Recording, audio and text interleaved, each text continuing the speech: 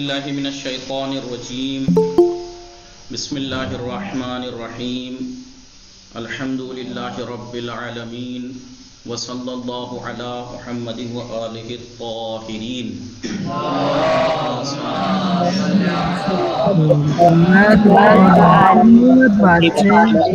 السلام علیکم ورحمۃ اللہ وبرکاتہ. اعوذ باللہ من الشیطان الرجیم بسم اللہ الرحمن الرحیم الحمد للہ رب العالمین وصلی اللہ علی محمد وآلہ الطاہرین. اللہم صل علی محمد وعلی آل بیتہ الطیبین الطاہرین. اما بعد فقد قال اللہ سبحانہ وتعالی فی القرآن المجید وهو اصدق الصادقین وقولہ الحق. بسم اللہ الرحمن الرحیم لقد خلقنا الانسان فی احسن تقویم. سبحان اللہ. سب سے پہلے میں آپ سب کی خدمت میں سلام عرض کرتا ہوں. اس کے بعد جس آیے کریمہ کی میں نے تلاوت کی خداوند عالم ارشاد فرما رہا ہے لقد خلقنا الانسان فی احسن تقویم. یقیناً ہم نے انسان کو بہترین خلقت پر خلق فرمایا ہے. خداوند عالم نے جب کائنات کی ایک ایک عجیب و غریب تعجب خیز چیزیں بنانے کے بعد اپنی مدح و ثنا نہیں کی، اپنی تعریف نہیں کی، لیکن جب انسان کو بنایا، انسان کو بنانے کے بعد کیا کہا؟ فتبارک اللہ احسن الخالقین. پھر اپنے آپ کو خدا نے داد دی کہ حالانکہ آپ دیکھیں گے کہ کائنات میں جو مشینری، جو مٹیریل، کتنا تعجب خیز معجزہ آور چیزیں خداوند عالم نے خلق فرمائیں، لیکن تعریف اگر اپنی کی تو تب کی جب انسان کو خلق فرمایا. لہذا خداوند عالم کے بہترین شاہکار، بہترین ایجاد کا نام ہے انسان. اور یہ انسان جب تک احسن خالقین میں شامل نہیں ہو سکتا جب تک وہ اپنے آپ کو پہچان نہ لے، جب تک وہ اپنے آپ کو پہچان نہ لے. مثال کے طور پر کمپیوٹر ایک ایسی انسان کی ایجاد ہے کہ جب یہ انسان نے کمپیوٹر خلق کیا تو ہم جیسے جو ابھی کمپیوٹر کو جانتے ہی نہیں ہیں، ہمارے سامنے صرف کمپیوٹر کا استعمال کیا ہے کہ یوٹیوب چلا لیا، تھوڑا ٹائپنگ کر لی، تھوڑی نیوز پڑھ لی، اسی کو ہم کمپیوٹر کو استعمال کر کے سمجھتے ہیں کہ ہم نے کمپیوٹر کو استعمال کر لیا. جبکہ کمپیوٹر اس سے کہیں بالا چیز ہے جسے ہم سوچ رہے ہیں. آج کمپیوٹر نے ایسے ایسے اینیمیشن بنا دیے ہیں کہ فرق نہیں کر پاتا انسان اصل اور نقل میں. ایسے ایسے سافٹ ویئر، ایسے ایسے ایپس بنا دیے ہیں. مثال کے طور پر ابھی ہم یہ سوچتے تھے کہ جب ٹائپ کرتے ہیں تو کی بورڈ کی ضرورت ہوتی ہے، لیکن آج کے زمانے میں ہم نے دیکھا کہ صرف سایہ پڑتا ہے، صرف ایک سایہ پڑتا ہے، ایک بے میز ہے اس پہ سایہ پڑ رہا ہے اور ہم اس پہ ٹچ کر رہے ہیں خالی، اور وہ کام کر رہا ہے. تو اگر یہ ہم جیسے نادان جو ابھی کمپیوٹر کو جانتے ہی نہیں، یہ چیزیں ہمارے سامنے ذکر کی جائیں یا ہمیں دکھائی جائیں تو ہمیں تعجب ہوگا کہ اتنا کچھ. لیکن ایک جانکار جو کمپیوٹر میں ماہر ہے اس سے یہ کہا جائے، اس کو دکھایا جائے، وہ تعجب نہیں کرے گا، بلکہ کیا کہے گا؟ ابھی تو اس سے بہت کچھ کام لیا جا سکتا ہے، اس کی صلاحیت کہیں اور زیادہ ہے. انسان نے جو یہ چیز خلق کی ہے، جو ایجاد کی ہے کمپیوٹر، اس کی صلاحیت، اس کی استعداد اس سے کہیں زیادہ ہے. لہٰذا جو انسان نے جو یہ کمپیوٹر جیسی چیز خلق کی ہے، اس کی صلاحیتیں، جو اس کی استعداد ہے، جب تک ہم اسے صحیح سے نہ سمجھ لیں گے کمپیوٹر میں کیا استعداد، کیا صلاحیت ہیں، تب تک ہم جو اس کا کمال ہے اس کمپیوٹر کا، تب تک اس کمال تک نہیں لے جا سکتے، اس کا صحیح استعمال نہیں کر سکتے. اسی طریقے سے انسان جو خداوند عالم کی بہترین مخلوق ہے، جب تک یہ انسان اپنے آپ کو پہچان نہ لے گا کہ اس کے خداوند عالم نے اس کے اندر کیا صلاحیتیں، کیا استعداد رکھی ہیں، تب تک وہ انسان احسن الخالقین، جو خداوند عالم نے اپنے آپ کو احسن الخالقین کہا، تو احسان خلقت تک انسان تب تک نہیں پہنچ سکتا جب تک وہ اپنی صلاحیتوں کو، اپنی استعداد کو نہ، اپنی کیپیسٹی کو جب تک نہ پہچان لے۔ ہم فرض کرتے ہیں تھوڑے تھوڑے سے باتوں کو کر کے کہ ہم نے بہت کچھ حاصل کر لیا، جبکہ انسان ان چیزوں کے لیے نہیں ہے۔ انسان کو آپ جانتے ہیں کہ انسان دو چیزوں کے مجموعے کا نام ہے۔ ایک مٹیریل ورلڈ سے انسان کی زندگی تعلق رکھتی ہے، وہ جسے مادہ مٹیریل کہتے ہیں، وہ انسان کا بدن ہے، مادی بدن ہے۔ لیکن اس کے ساتھ ساتھ انسان کے اندر ایک ایسی چیز بھی ہے جسے روح کہا جاتا ہے، جو غیر مادی ہے، نان مٹیریل ہے۔ لہذا خدا انسان اپنے بدن کے ذریعے سے اس مادی، اس مٹیریل ورلڈ سے کنیکٹ رہتا ہے، اور یہ جو روح ہے اس کے ذریعے سے وہ عالم مادہ، روح کے ذریعے سے وہ پروردگار عالم تک پہنچنے کی صلاحیت رکھتا ہے۔ لہذا جب تک انسان اس نفس کو، اپنی اس روح کو نہ پہچان لے، تو مثال کے طور پر جیسے میں آپ لوگوں کو مثال دوں، کوکر میں جب پریشر بنتا ہے اور اس پریشر کو نکلنے کا موقع نہ ملے تو کیا ہوتا ہے؟ بلاسٹ ہو جاتا ہے۔ خود تو بلاسٹ ہوتا ہے، وہ آس پاس کی چیزوں کو بھی تباہ کر دیتا ہے۔ یہ جو انسان کا نفس ہے یہ اسی طریقے سے جب تک یہ اس بدن میں قید ہے اور اس کو آپ اسے تزکیہ کر کے اسے اوپر تک نہ لے جاؤ گے تو پھر یہ دیکھیے یہ فساد برپا کرنا شروع کر دے گا، تباہیاں مچانی شروع کر دے گا۔ یہ جتنے جو دنیا میں فسادات برپا ہو رہے ہیں یہ ایک نفس کے کیے ہوئے ہیں۔ کیوں؟ کیونکہ ہم نے اس نفس کو اس جسم کے ساتھ مادی چیز سے کنیکٹ کر کے، جو اس کا اصل ہدف تھا اس کا نفس کا کہ اسے عالم غیر مٹیریل تک لے جایا جائے، خدا تک لے جایا جائے، ہم نے اس کا راستہ روک دیا۔ کیوں؟ کیونکہ ہم نے اپنے نفس کو غلاظتوں سے بھر دیا۔ ہم نے اس مادی بدن کے ذریعے سے اس کو وہ چیزیں پہنچائیں جو اسے چاہیے تھی، جو کہ حقیقت میں اسے ضرورت تھی، وہ نہیں پہنچائی ہم نے وہ چیزیں پہنچائیں جو اس کا وہ نفس چاہ رہا تھا، غلط چیزیں پہنچائیں۔ لہٰذا اب وہ کیا کرے گا؟ اس بدن میں رہ کے بلاسٹ کرے گا، جیسے کوکر میں بلاسٹ ہو جائے، جب اس میں پریشر رک جائے، نکلنے کا موقع نہ ملے تو کیا ہوگا؟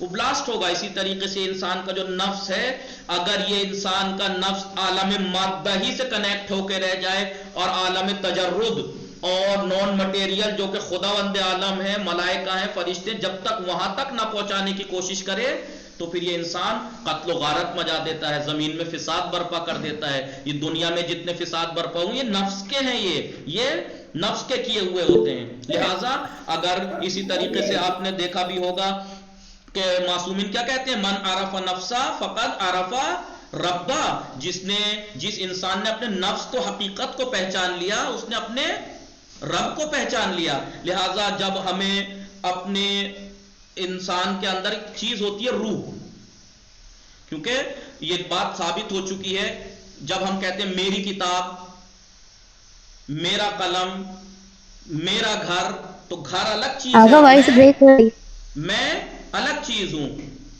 جی آواز آ رہی ہے آپ لوگوں کو؟ لہذا یہ انسان جب کہتا ہے میری کتاب، میرا قلم، تو قلم ایک الگ چیز ہے، میں ایک الگ چیز ہے۔ لیکن جب ہاتھ پیروں کی بات آتی ہے تب بھی کہتا ہے انسان میرا ہاتھ، میرا پیر۔ تو جب یہ اپنی طرف اضافت دے رہا ہے تو اس کا مطلب ایک میں، ایک الگ سے کوئی چیز ہے، وہ انسان کے اندر روح ہے۔ کبھی آپ نے دیکھا ہے کہ میں سلامت، میرا جسم سلامت ہے تو میں ہوں، اگر خدا نخواستہ کسی کا ہاتھ پیر کٹ جاؤں اس کی میں آدھی ہوئی ہے؟ کبھی سنا ہے آپ نے کہ فلاں کے ہاتھ پیر نہیں ہے تو اس کی میں آدھی ہو گئی، وہ میرا وہ نہیں کر رہا، اس کی میں آدھی ہو گئی؟ نہیں۔ لہٰذا یہ روح ہے، یہ انسان کی روح ہے جو نان مٹیریل ورڈ سے آتی ہے۔ نان مٹیریل، اور نان مٹیریل چیز قابل تقسیم نہیں ہوتی۔ کبھی آپ نے سنا ہے، کبھی ایسا کہتے ہیں آپ کہ میں نے فلاں سے 5 کلو محبت کی، یا میں نے بریانی کھائی تو 10 کلو مزہ آیا مجھے؟ نہیں۔ نان، یہ محبت، یہ چاہت، یہ سب کیا ہے؟ نان مٹیریل سے آتے ہیں۔ لہٰذا ایک اعتبار سے روح کی تقسیم نہیں ہوتی، لیکن پھر بھی روح کو ایک پارٹ، روح کا ایک حصہ ہے نفس، روح کا ایک حصہ ہے نفس۔ اور یہ نفس جو ہے وہ یہ جب بھی جو بھی اپنا کام کرتا ہے وہ کس کے ذریعے کرتا ہے؟ اسی بدن مادی کے ذریعے سے۔ نفس اپنا جتنا بھی کام لیتا ہے وہ کس کے ذریعے سے لیتا ہے؟ اس مادی بدن کے ذریعے سے۔ جی لہذا انسان کا یہ جو نفس ہے یہ انسان کے اپنے بدن سے کام لیتا ہے۔ لہذا آپ نے سنا ہوگا خدا نے یہ نہیں کہا کلو قلب ذائقۃ الموت، ہر قلب کو موت کا ذائقہ چکھنا ہے، یا ہر روح کو مثلا نہیں، خدا نے کیا کہا؟ کلو نفسن ذائقہ، ہر نفس کو موت کا ذائقہ چکھنا ہے۔ یہ موت کا ذائقہ جو نفس کو ہے، موت، اس کی موت کیا ہے؟ اسے بدن سے جدا کر دیجئے، اس کا کام ہونا بند ہو جائے گا نفس کا۔ نفس کو بدن سے الگ کر دیجئے، بدن کو اس سے چھین لیجئے، اب وہ کچھ نہیں کر سکتا یہ نفس۔ لہٰذا اس لیے خداوند عالم نے کہا کہ ہر نفس کو موت کا ذائقہ چکھنا ہے۔ لہٰذا یہ نفس ایک ڈرائیور کی طرح ہے، ایک سرکش۔ مثال کے طور پر ڈرائیور آپ نے دیکھا ہوگا، جو لوگ اپنی گاڑی خرید کے کرائے پہ گاڑی چلواتے ہیں، وہ کیا کرتے ہیں؟ وہ ڈرائیور کو اتنا ہی دیتے ہیں جتنا وہ اس جگہ تک پہنچ جائے، ورنہ اگر فیول پیٹرول اس میں اتنا زیادہ دے دیا جائے تو پھر وہ کیا کرے گا؟ اپنی مرضی سے گھومنے نکل جائے گا، اے سی چلا کے چلے گا، وہ بلا وجہ کی اے سی چلائے گا، یہ کام کرے گا، وہ کام کرے گا۔ لیکن جب اسے پتا ہے کہ میرے اندر، میری گاڑی جو مجھے دی گئی ہے اس کے اندر فیول پیٹرول اتنا ہی ہے کہ بس میں وہاں تک ضرورت کے وقت پہنچ سکوں اور واپس آ سکوں، اگر میں نے اس سے زیادہ سرکشی کی، اس سے زیادہ میں نے کام لیا گاڑی سے، تو کیا ہوگا؟ مجھے جیب سے پیٹرول ڈالنا پڑے گا۔ لہذا یہ جو نفس ہے انسان کا، یہ ایسے ہی سرکش ڈرائیور کی طرح ہے۔ جب تک اس کو آپ پیٹ بھر کے دیتے رہیں گے، جب تک پیٹ، اسی لیے روایات میں ہے کہ جب کھاؤ تو جب بہت بھوک لگی ہو تب کھاؤ، اور اتنا کھاؤ کہ بھوک باقی رہ جائے، اس لیے کہ جب اسے پیٹ بھرا مل جاتا ہے نفس کو، تو پھر یہ اور برائیوں کی طرف جاتا ہے، پھر یہ نفس اور برائیوں کی طرف جاتا ہے۔ لیکن اس نفس کو جب پتہ لگ جائے کہ میرے اندر جو مٹیریل ہے، میرے اندر جو کھانا پینا چیزیں دی گئی ہیں وہ اتنی ہے کہ اگر میں نے زیادہ کچھ کیا تو دوسرے دورانیے تک پہنچتے پہنچتے فیول ختم ہو جائے گا، لہٰذا اب یہ سرکشیوں پہ نہیں آئے گا، پھر یہ نفس اور گناہوں کی طرف نہیں جائے گا۔ لہٰذا اس لیے کہا جاتا ہے کہ نفس کو کنٹرول میں رکھنا اور نفس کو پہچاننا بہت ضروری ہے، اس لیے کہ جب تک آپ نفس کو نہیں پہچانیں گے، ہم لوگ نفس کو نہیں پہچانیں گے، تب تک ہم، اور یہ نفس کا تعلق کیا ہے؟ نفس جو ہے یہ سارے کام کس سے لیتا ہے؟ یہ اسی مادی بدن کے ذریعے سے۔ یہ جو 5 سینس ہیں، یہ ان کا کام کیا ہے؟ یہ صرف درک کرتے ہیں، چیزوں کو اندر تک پہنچاتے ہیں، چاہے وہ میرے اختیار میں ہو چاہے غیر اختیاری ہو۔ میرا اختیار صرف کھانا کھانے تک ہے کہ میں حلق تک پہنچاؤں، لیکن حلق سے اترنے کے بعد باقی کام یہ نفس کرتا ہے۔ یہ اچھا ہے، یہ برا ہے، یہ اچھا ہے، یہ خوبصورت ہے، یہ برا ہے، یہ کون کرتا ہے؟ یہ میرا آنکھ تھوڑی بتاتی ہے کہ یہ چیز اچھی ہے، وہ تو بس درک کر کے نفس کو سونپ دیتی ہے، نفس بتاتا ہے کہ یہ چیز اچھی ہے، یہ بری ہے۔ جی مثال کے طور پر میں آپ لوگوں کو مثال دوں، لیلا مجنو کا آپ لوگوں نے بہت سنا ہوگا، حکایتیں، بہت قصے سنے ہوں گے۔ لیلا کائے سے؟ لیل سے ہے، لیل یعنی اندھیرا۔ لیلا اتنی کالی، اتنی بد شکل تھی کہ اس کے ہونٹ موٹے موٹے، اس کے بال موٹے موٹے، کالی، اسے لیل کی وجہ سے، کیونکہ اندھیری بالکل کالی سیاہ تھی، اس لیے اس کو لیلا کہتے تھے جی۔ لیکن مجنون سے انہیں بہت اچھی لگتی تھی، انہیں محبت تھی اس سے لوگوں نے کہا بھائی تجھے کیا پسند آیا؟ اس کے بال دیکھ کتنے موڑے ہوئے، موٹے موٹے۔ تو فارسی میں کہاوت ہے، شما موی شمی بینی ومن پیچے شو، تم اس کے بال دیکھ رہا ہو، میں ابھی اس کے گھنگرالو جو پہنا میں اس سے ہی باہر نہیں آیا ابھی تک، تم اس کے یہ چیزیں دیکھ رہا ہو، میں ابھی اس کے بالوں میں جو بلکھاہٹ ہے میں اس سے باہر نہیں آیا ابھی تک۔ تو یہ انسان کا نفس ہے کہ ایک بچہ آپ کتنا بھی اس کو کہہ لیں کہ کتنا بد شکل ہے، کتنا برا ہے، لیکن اس کے ماں کے دل سے پوچھئے گا ذرا، اس کے ماں کے دل سے پوچھئے، کیا وہ برا کہہ دے گی اس کو؟ نہیں۔ لہٰذا یہ جو اچھا لگنا، برا لگنا، محبت، پسند ناپسند، یہ کس کا کام ہے؟ یہ نفس کا کام ہے۔ لہٰذا یہ نفس کو جو بھی چیز اس کے اپنے آپ سے ملائم اور مناسب لگے گی وہ چیز اسے پسند آ جائے گی، اور جو چیز اس کے نفس سے مناسب نہیں لگے گی یہ اس سے نفرت کرے گا۔ جس ہمارا بھی، آپ کا میرا سب ایک ہے، لیکن ممکن ہے کہ آپ، مجھے جو چیز پسند ہے وہ آپ کو نفرت ہو اس سے۔ کیوں؟ کیونکہ نفس کو، آپ کے نفس کو یہ چیز مناسب نہیں لگ رہی، میرے نفس کو اچھی لگ رہی ہے جی۔ تو یہ لہٰذا یہ نفس کا کام ہے کہ وہ اس بدن کے ذریعے سے اپنی ضرورتوں کو پوری کرتا ہے، اور جب اس کی ضرورتیں ٹائم سے پہلے اور موقع سے پوری ہوتی رہتی ہیں تو پھر یہ نفس کیا کرتا ہے؟ پھر یہ تباہیاں مچانی شروع کرتا ہے۔ لہٰذا جب بھی کوئی انسان، جب بھی آپ، ہمیں اپنے آپ کو کنٹرول کرنا ہے، اپنے آپ کو اس نفس کے ذریعے سے عالم تجرد، نان مٹیریل ورلڈ یعنی خدا تک اگر پہنچنا ہے تو ہمیں اپنے نفس پہ کنٹرول کرنا ہوگا. لہذا ان چیزوں کا کام کیا ہے؟ ہاتھ کا، پیر کا، منہ کا، ان کا کام کیا ہے؟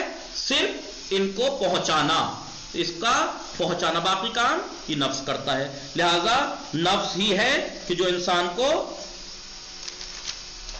تباہی ہوتا ہے. اور اس کا کام صرف کب تک ہے؟ جب تک بدن سلامت ہے، جب تک بدن ہے. بدن سے جدا کر دیجئے بدن سے تو یہ کچھ نہیں کر پائے گا. ٹھیک ہے. لہذا جب انسان کا نفس اسے ضرورتیں ٹائم سے پہلے ہر وقت پوری ہونے لگتی ہیں تو پھر وہ کیا کرتا ہے؟ پھر وہ تباہیاں مچاتا ہے.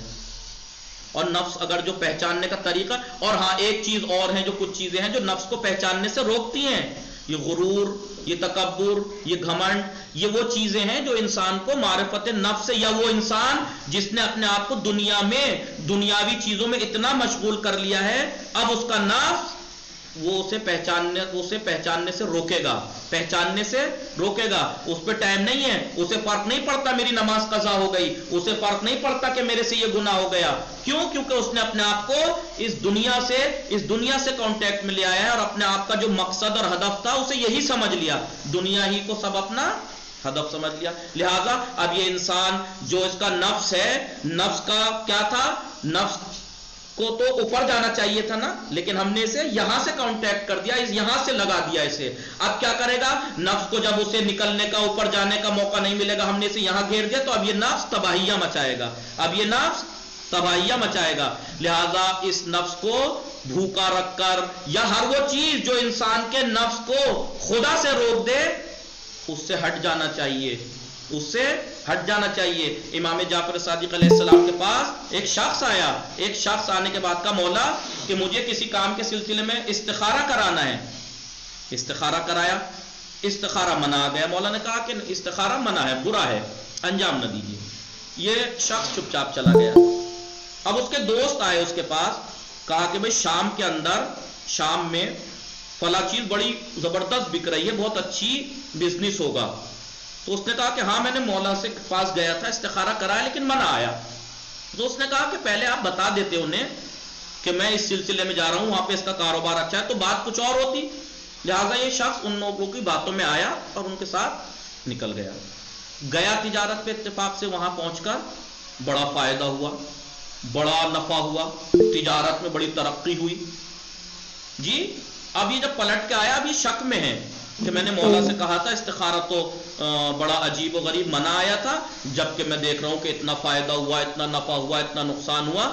لہذا اسی شک میں جب یہ بہت پریشان رہا، ایک دن مولا کے پاس پہنچا. پہنچنے کے بعد کہا مولا مجھے کچھ ایک سوال تھا. کہا کہ کیا وہ تجارت والا کہ تم وہاں گئے؟ بولے ہاں. کہا کہ تمہیں یاد ہے کہ تم جب تجارت میں تمہیں فائدہ ہوا، خوب زیادہ خوشی تھی، دوست خوش تھے، آخری وقت تھا جدا ہونے کا، اس رات وہاں پر تم موجود تھے اور دیر رات تک آپ لوگوں نے آپس میں باتیں کی، خوشی منائی. ٹھیک ہے. اور اگلے دن صبح تمہیں یاد ہے کہ نماز کو آنکھ لگی رہ گئی، جیسے ہی تمہاری آنکھ کھلی تو وقت نکلنے والا، تو تم نے دوڑتے دوڑتے وضو کیا، دوڑتے بھاگتے ہی جلدی جلدی نماز شروع کی. ابھی ایک ہی رکعت نماز پڑھی تھی کہ سورج طلوع ہو گیا. بولے جی مولا ایسا ہی ہے. تو بتاؤ تم نے نفع کیا ہے نقصان؟ اس لیے کہ وہ ایک رکعت کا تم قیامت میں کیا جواب دو گے جو تم سے چھوٹی ہے، وہ جو قضا ہوئی، وہ ایک رکعت جو وقت نکلنے کے بعد ادا کی تم نے. پوری کائنات بھی تم جمع کر لو اپنے پاس، پوری دنیا بھی جمع کر لو، تم اس ایک رکعت کا جواب نہیں دے سکتے، اس ایک رکعت کا جواب نہیں دے سکتے.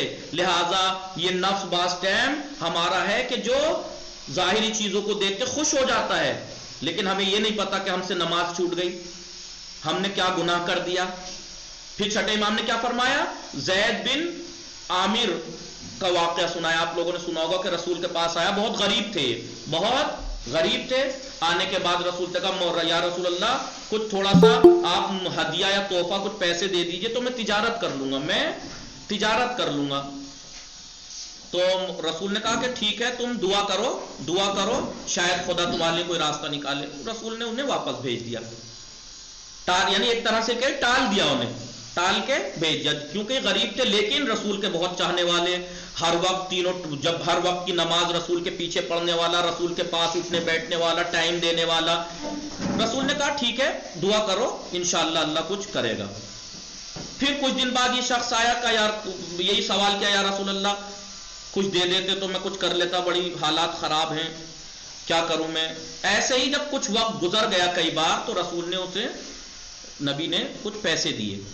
اس شخص نے اس سے جا کر ایک زیرہ، وہ کہتے ہیں کلہاڑی اور اس طریقے کی چیز لے کر لکڑیاں کاٹنی شروع کی. لکڑیاں کاٹتا تھا، بازار میں بیچتا تھا. پھر اس کے بعد اس نے ایک بکری خریدی. بکری خریدی تو اتفاق سے اس سال وہ جڑوا بچوں کو ہوئے اس کے ہاں بکری کے. ایسے ہی کچھ سالوں کے اندر غرض یہ کہ وہ تجارت بڑھتی گئی، فائدہ ہوتا گیا. کچھ وقت بعد یہ حالت ہو گئی کہ وہ شخص کہ جو مستقل نماز میں آتا تھا، رسول کے پاس اٹھتا بیٹھتا تھا، اب وہ بڑی مشکل سے ایک وقت آ پاتا تھا، بڑی مشکل سے ایک ہی وقت آ پاتا تھا. وہ آہستہ آہستہ وہ بھی آنا جانا بند، کیونکہ اب اس نے باہر بزنس ڈال دیا، شہر کے بعد ایک کارخانہ بنا دیا. اب وہ جب رسول نے دیکھا کہ اب حالت یہ ہے کہ وہ شخص جو مستقل نمازوں میں آتا تھا، مستقل آتا تھا، اب جو ہے اس کا عالم یہ ہے کہ وہ دکھائی بھی نہیں دیتا، تو رسول نے ایک شخص کو بھیجا کہ جاؤ زکوٰۃ دے دو، زکوٰۃ کا وقت ہو گیا ہے اور تم پہ زکوٰۃ واجب ہے، زکوٰۃ دے دو. یہ شخص گیا، جانے کے بعد رسول کا حکم سنایا کہ وہ زکوٰۃ آپ کے پاس اتنا چوپائے ہیں، اتنے یہ ہیں، تو زکوٰۃ دو. اب اس نے سوچا کہ اگر میرے پاس 10 بکری ہیں مثلا تو مجھے 4 دینی پڑیں گی، اور اس میرے پاس اتنی زیادہ ہیں تو میں 100 ہیں تو مثلا 40 دینی پڑیں گی، یا ایسے. جب اس نے سوچا، حساب لگایا، تو یار یوں کیا بولا کہ یار محنت میں کروں تو میں کیوں دوں؟ تو اس نے کہا کہ جاؤ رسول سے کہنا میں ان سے آ کے خود بات کرتا ہوں، میں ان سے آ کے ملوں گا. یہ شخص آیا، اس کا پیغام رسول تک پہنچا دیا. 1 دن گزرا، 2 دن گزرا، کچھ دن گزر گئے، وہ نہیں آیا. پھر یہ شخص کو رسول نے بھیجا، پھر گیا، پھر اس نے کہا کہ ہاں تو میں آ جاؤں گا، یہ کہہ کے اس نے پھر واپس بھیج دیا. ایسے ہی کرتے کرتے وقت گزر گیا. پھر جو بھیجا، پھر یہ کہتا ہے کہ میں کیوں دوں بھائی، میں نے کمایا، میں نے یہ کیا. تو کہا کہ میں تم سے کچھ کہنے نہیں آیا، رسول نے کہا ہے کہ جو میں نے تمہیں پیسے دیے تو وہ پیسے دے دو. بولا اتنے سے پیسے، میں اس کا سود بھی دینے کو تیار ہوں، اس کا فائدہ بھی نفع بھی دینے کو تیار ہوں. کہ نہ رسول نے جتنے دیے تھے آپ اتنے دے دو. بس وہ پیسے لے لیے، جو برکت جس سے ہوئی تھی جن پیسوں سے، اب آہستہ آہستہ اس پہ تباہی آنی شروع ہوئی. حالت یہ ہو گئی کہ جہاں وہ اتنا بڑا مالک بن بیٹھا تھا، اب اس پہ 6-7 بچی تھیں.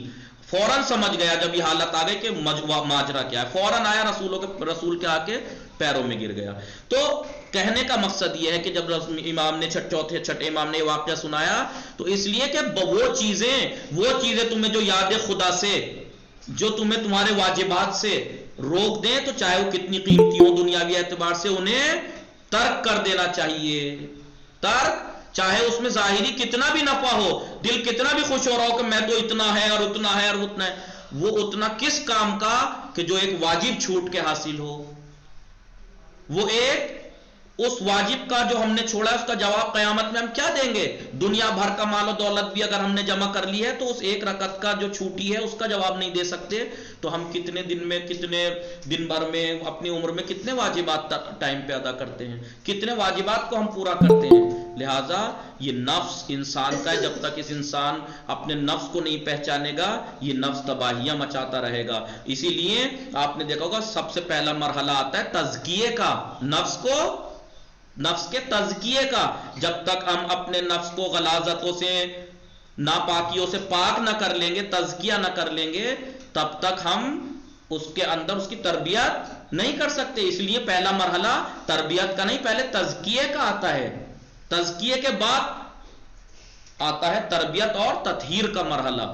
لہذا اگر ہم اپنے دل میں جھوٹ بھی پالے ہوئے ہیں، غیبت بھی کرتے ہیں، گناہ بھی کرتے ہیں، اور لیکن نماز ٹائم پہ پڑھتے ہیں، واجب ٹائم پہ ادا کرتے ہیں، حقوق سارے ادا کرتے ہیں، لیکن یہ برائیاں ہیں، تو وہ زیادہ نیکیاں کسی کام کی نہیں ہے جب تک یہ تزکیہ نفس نہ ہو جائے.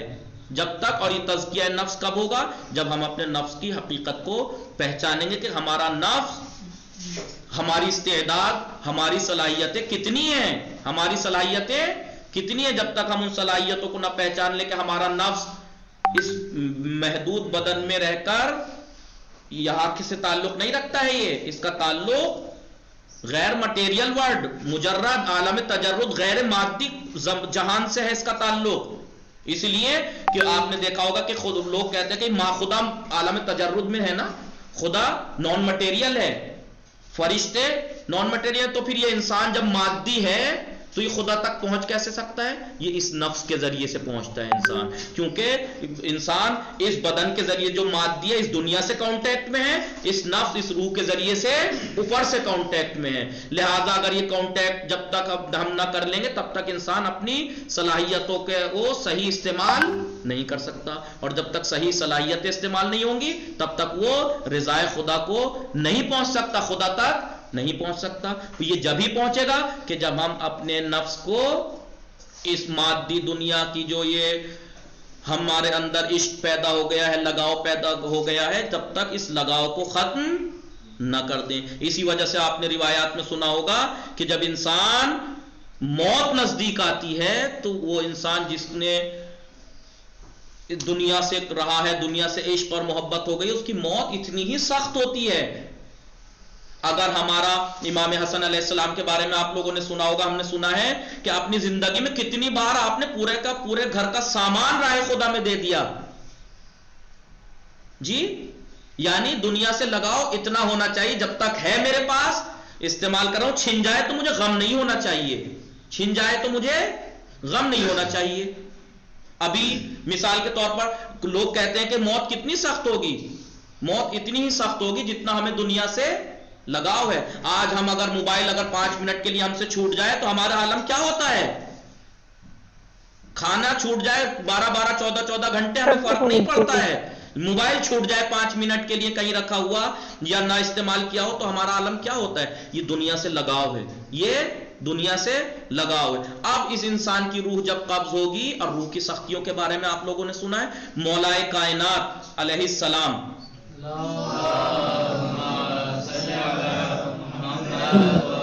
کتنے فصیح، کتنے بلیغ، آپ کی نہج البلاغہ اس کا ثبوت ہے کہ آپ کتنے فصیح، کتنے بلیغ، اتنے فصیح اتنے بلیغ کہ مخلوق کے کلام سے برتر ہے آپ کا کلام اور خالق کے کلام سے نیچے ہے۔ لیکن مولا کائنات جیسا فصیح اور بلیغ انسان کیا کہہ رہا ہے کہ میں علی ابن ابی طالب، میں بھی اگر چاہوں کہ موت کی سختیوں کو بیان کر دوں تو آپ لوگ درک نہیں کر سکتے، نہ میں اتنی وہ بیان کر سکتا ہوں، نہ آپ اس مادی سوچ سے آپ اسے سمجھ سکتے ہیں کہ موت کتنی سخت ہے۔ آپ نے سنا ہے کہ جب موت کا یا ان چیزوں کا تذکرہ آتا تھا، شہزادی فاطمہ معصوم ہیں لیکن آپ غش میں بے ہوش ہو کے گر جایا کرتی تھیں۔ اہل بیت کے بارے میں آپ کتنوں کے بارے میں جب بھی موت کا ذکر آتا تھا آپ لوگوں پہ رنگ بدل جاتا تھا۔ تو کیا یہ مبالغہ ہے؟ کیا یہ مبالغہ تھا؟ نہیں، یہ حقیقت ہے کہ موت اتنی سخت ہے، کیوں وہ اہل بیت جو کہ معصوم ہیں لیکن موت کی سختیاں دیکھ سن کر کیونکہ جانتے ہیں۔ اگر ہمیں پتہ لگ جائے، مولا کائنات کیا کہتے ہیں، مولا کائنات کی حدیث ہے یہ کہ اگر جانوروں کو موت کے بارے میں اتنا پتہ لگ جائے جتنا انسان جانتے ہیں موت کے بارے میں تو وہ اپنے جسم پہ گوشت نہ جمنے دیں۔ جانور جتنا موت کے بارے میں، موت کی سختیوں کے بارے میں انسان جانتے ہیں، اتنا اگر جانوروں کو بھی پتہ لگ جائے نا تو وہ اپنے جسم پہ گوشت نہیں جمنے دیں گے، اتنی سخت ہیں۔ جناب موسیٰ کے بارے میں آپ نے سنا ہوگا، جناب جبرائیل آئے، آنے کے بعد کہا یا نبی اللہ کیف وجدت الموت، کیف وجدت الموت، یا نبی اللہ آپ نے موت کو کیسا پایا؟ یہ نبی کون ہے؟ کلیم اللہ ہیں، اللہ سے کلام کیا کرتے تھے، معصوم ہیں، نبی ہیں، جی صاحب شریعت ہیں۔ اس کے باوجود بھی جب ان سے پوچھا گیا کیف وجدت الموت، یا نبی اللہ آپ نے موت کو کیسا پایا، تو جانتے ہیں جملہ سنیے گا آپ، ذرا سوچئے گا، کشاتن بکری کی طرح، کیسے؟ تسلخ وہی حیہ، ایسا پایا میں نے موت کو کہ جیسے ایک بکری ہو اور اس کو اس کی زندگی میں اس کی کھال اس سے کھینچی گئی ہو۔ اب سوچئے کہ جب کسی کو زندگی میں اس کی کھال کھینچی جائے تو کیسا لگتا ہے؟ تھوڑی سی کھروچ ہمارے آ جاتی ہے تو ہم پریشان ہو جاتے ہیں۔ ذرا کھال کھینچنے کا تصور سوچئے، آپ ذرا کھال کھینچنے کا تصور کیجئے کہ نبی خدا کلیم اللہ کہہ رہے ہیں کہ میں نے موت کو کیسا پایا، کشاتن تسلخ وہی حیہ، جیسے ایک بکری کو اس کی زندگی میں اس کی کھال کھینچی جاتی ہے، ایسی ہے موت۔ سمجھ میں آ رہا ہے آپ لوگوں کو موت کتنی سخت ہے؟ لہذا جب تک ہم اپنے نفس کو نہیں پہچان لیں گے، اس دنیا کو جس حد تک اس کو لینا چاہیے، جس حد تک، کیونکہ حالانکہ وہ الگ بات ہے کہ نفس، اس کا مطلب یہ نہیں ہے کہ ہم لو جی، اس کا مطلب یہ ہوا کہ نفس کو دنیا سے کاٹ دو، اور کاٹنے کا مطلب یہ بدن سے جدا کر دو، لو جی خودکشی کر لیں، نہیں. اس کے باوجود بھی یہ جو نفس کمال تک اس بدن کے ذریعے، اگر یہ بدن کے ذریعے سے تباہی مچاتا ہے تو کمال بھی اسی بدن کے ذریعے پہنچے گا. جب تک یہ اعمال انجام نہیں دے گا تو یہ نفس کمال تک کیسے پہنچے گا؟ لہذا وہ لوگ جو یہ سمجھتے ہیں کہ دنیا کو چھوڑ کر، گھر بار بیوی بچوں کو چھوڑ کر جنگلوں میں چلے جاؤ خدا کی تلاش میں، نہیں پہنچ سکتے. ایک حد تک ریاضت تو کر سکتا ہے وہ، لیکن کمال تک نہیں پہنچ سکتا. کمال اس معاشرے سماج میں رہ کر اس بدن کے ذریعے ہی سے پہنچے گا، لیکن اس کو پہچاننا ہوگا. اس کی صلاحیتیں ہمارے اندر کیا ہیں، استعداد ہمارے نفس کے اندر کتنی ہے. جب تک اس کو صحیح صلاحیتوں کا ہمیں علم نہیں ہوگا تب تک ہم، اور جب ہم ان کی صلاحیتیں پہچاننے لگیں گے، اپنے نفس کے بارے میں غور و فکر کرنے لگیں گے، تو کہاں تک پہنچ سکتا ہے انسان؟ پھر رب تک پہنچ سکتا ہے. پھر یہ انسان، جو انسان اس نفس کو اپنی دنیا سے، مادی دنیا سے کنیکٹ کر کے تباہیاں مچاتا ہے، یہی نفس کہاں تک پہنچ سکتا ہے؟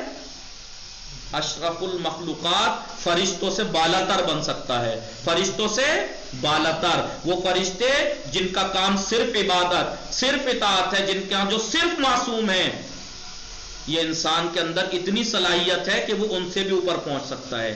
لیکن اگر اس کو وہاں تک نہ پہنچایا جائے، اسے ترقی نہ دی جائے، تو پھر میں نے کوکر کی مثال دی، پھر یہ بلاسٹ کرتا ہے، پھر یہ فساد برپا کرتا ہے، پھر یہ تباہیاں مچاتا ہے. اس لیے کہا کہ بھوک بڑی کمال کی چیز ہے. بھوک، اسلام اور دین اچھے کھانے کو منع نہیں کرتا ہے،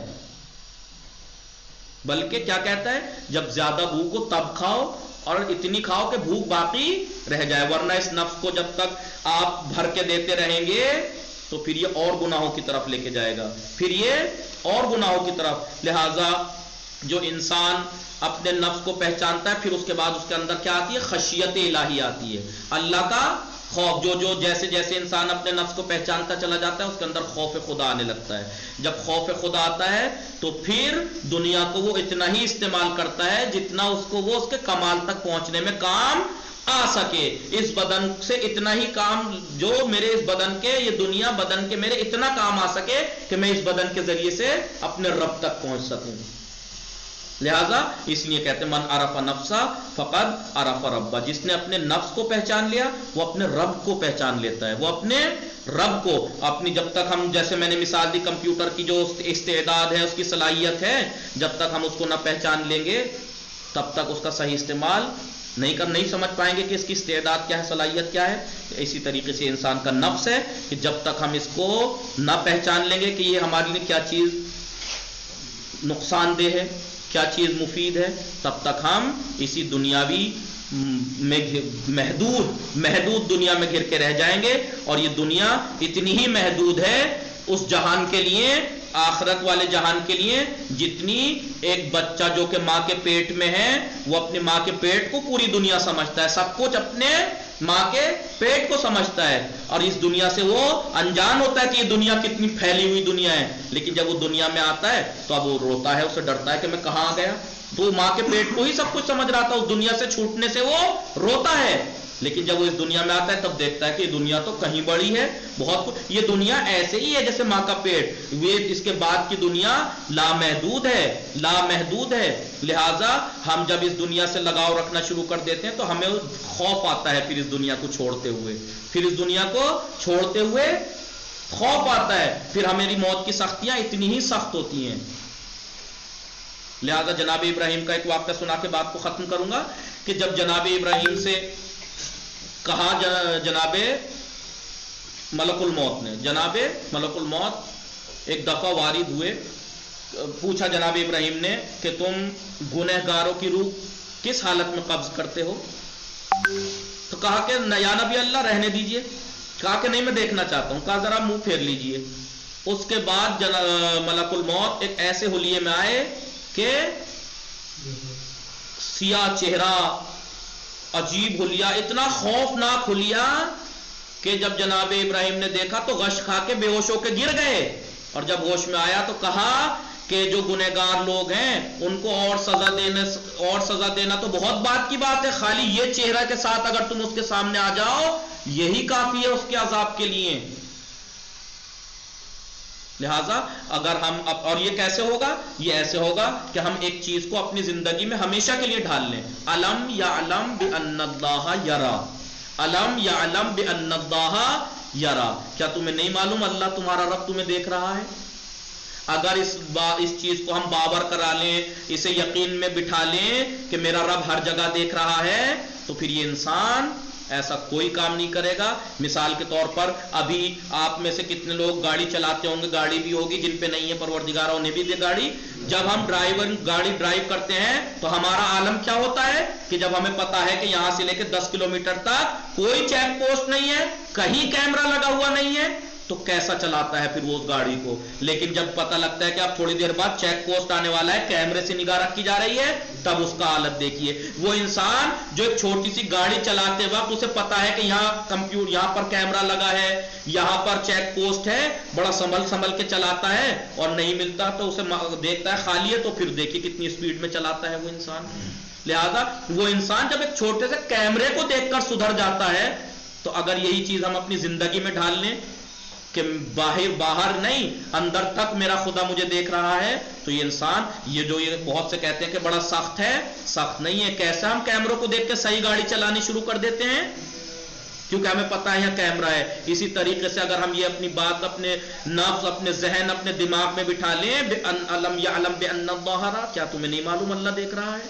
تو اگر ہم اس چیز کو اپنے نفس، اپنے ذہن میں باور کرا لیں، یقین دلا لیں، تو ہم ہر کام کرنے سے پہلے سوچیں گے کہ میرا پروردگار اگر دیکھ رہا ہے تو کیا یہ اس سے راضی ہوگا، کیا ناراض ہوگا؟ لہذا یہ سمجھیں کہ ہر وقت میرے اوپر ایک کیمرہ موجود ہے۔ وہ کیمرہ اس مادی کیمرے جیسا نہیں ہے کہ جو بس ظاہر والی چیزیں تو دیکھتا ہے، اندر کی نہیں دیکھ سکتا۔